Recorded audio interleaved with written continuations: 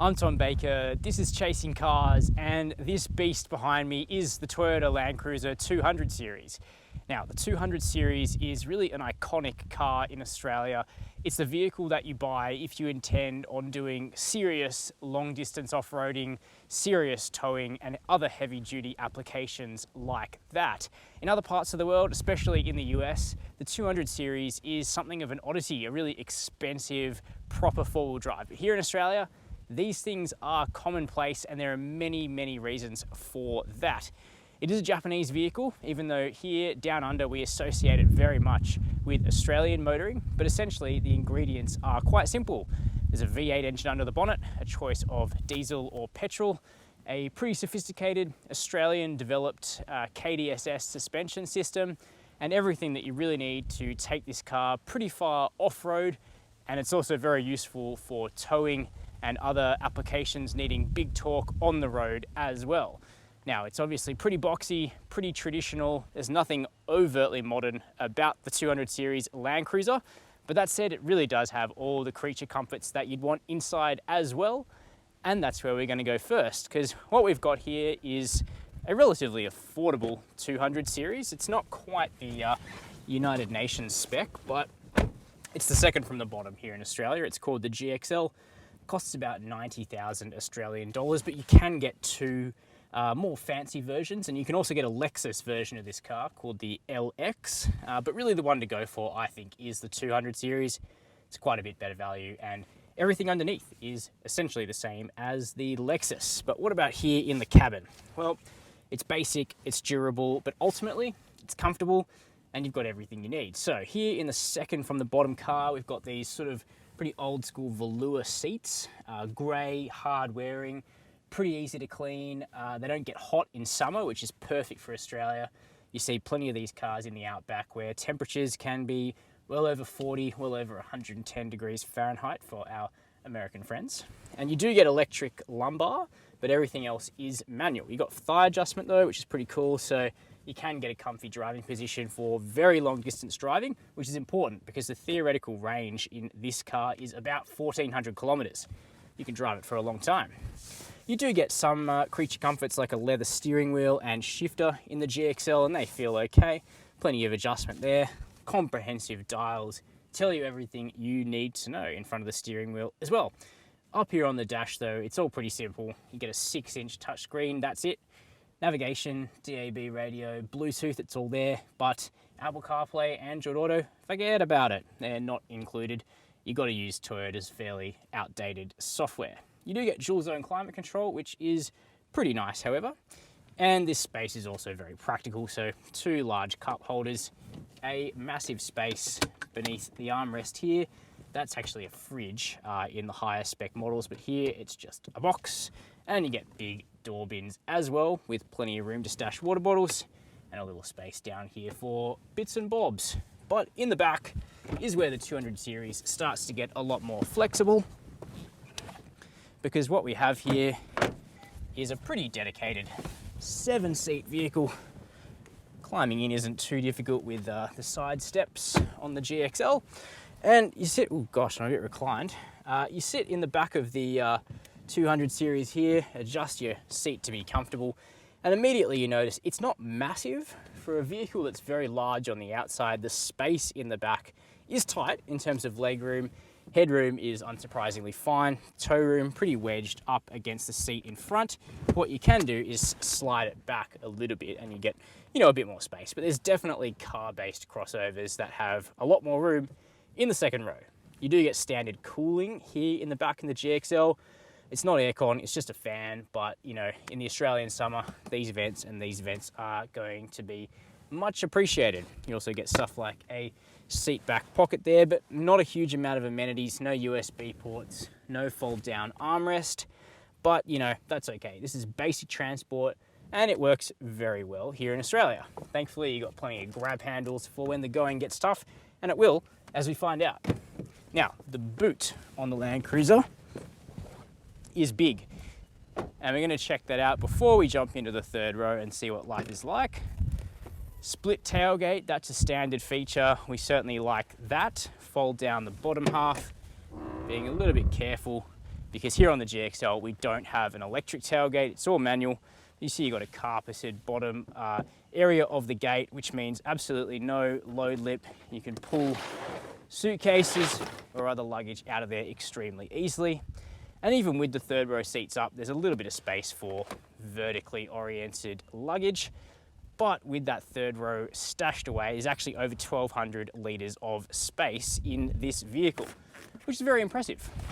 If I just move this suitcase out, pop that over here, you'll see that the third row seats, they actually deploy from the side, which is unusual. Most vehicles these days have developed a system to put them under the floor. That's not possible in the Land Cruiser 200. We have a spare tyre mounted underneath the vehicle. There just isn't really room to get those seats down there. Close this up and we'll have a look at the third row. So if we come around this side, it's fairly easy to get the back seats out of the way. These doors open nice and wide, which is always good. And it's just a matter of grabbing the handle on the side. As you can see, they tumble out of the way easily. Now that's on a spring, so even a kid could move this. Now, clamber in here a little bit less than graciously, but there's a lot more space to walk through the 200 series than smaller crossovers. Now, it's not designed for me. It's not really designed for adults because your legs are left right up in the air without any thigh support. But you know what? It's very much serviceable and kids will be happy back here. They'll also be safe back here because the 200 series gets it right. It has airbags that go right to the third row. It's also got air vents that go to the third row. That's extremely smart. A lot of vehicles with a third row don't have those features. As for room, it's okay. Headroom, actually good for 6-footers. As I say, there's some issues with your legs, but for short trips, not a problem. And it also means that if you've got that second, third row seat folded away here, you can also store stuff in the void. So it's a pretty practical car for carrying 6 or 7 passengers when required. So what's it like driving the big cruiser? Well, first of all, I'd say it's actually not as intimidating as you might expect, especially if you're used to driving a larger SUV or a dual cab ute, something like that. Adjusting to the sort of large boxy size of the Land Cruiser will be pretty easy. That said, if you're coming out of something that's kind of Toyota RAV4 size, you do have to adjust yourself to the dimensions of the thing. But actually, and this is a surprising thing to say, the 200 series is no longer that big on Australian roads. The Nissan Y62 Patrol or the Infiniti QX80, they are considerably bigger than this vehicle.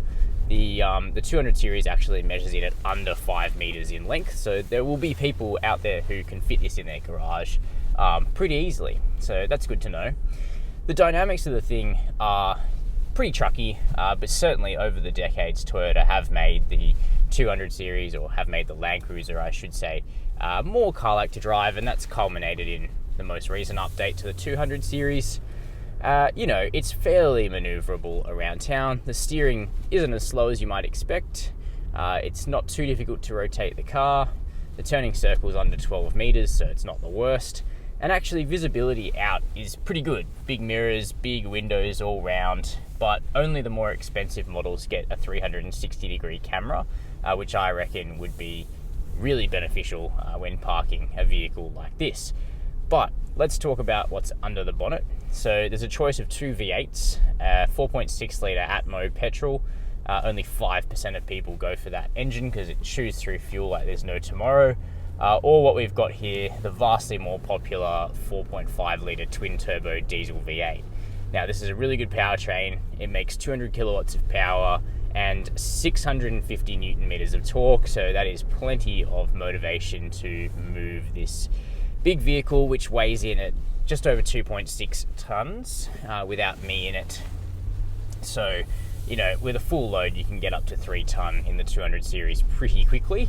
So I reckon the diesel 8 is the way to go. Surprisingly economical. On the highway, it'll do 10 litres per 100 Ks. In town, it does 14 consistently. Off-road, we found it does about 25. The petrol will blow out all of those figures, by sort of 50%. So that's good to keep in mind. The diesel is connected to all 4 wheels permanently through a 6-speed torque converter auto. Now, this gearbox is not the last word in automatic transmissions. It's fine, gets the job done, but the software tuning on it could definitely use a bit of work. It doesn't seem to believe it has as much low-end torque as it actually does, so it wants to shift down when you're going up hills on the freeway when it doesn't really need to.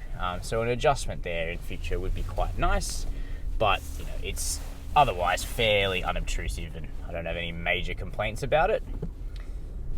One benefit of the Land Cruiser for town use is that the ride quality is really excellent. On this GXL, we've got very small 17-inch wheels with a massive amount of sidewall on these Grand Trek all-terrain tyres, and these just soak up imperfections and bumps so beautifully. It delivers a pillow-like ride quality, a really relaxing vehicle to drive over bad roads.